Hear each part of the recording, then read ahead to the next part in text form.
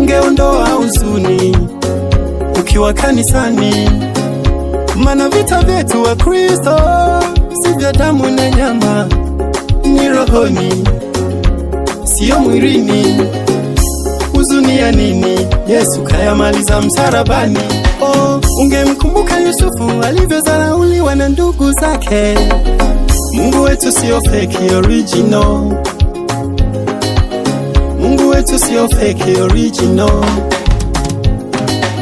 Ungemkumbuka Daudi alivyodharauliwa na Goliati. Mungu wetu sio fake, original.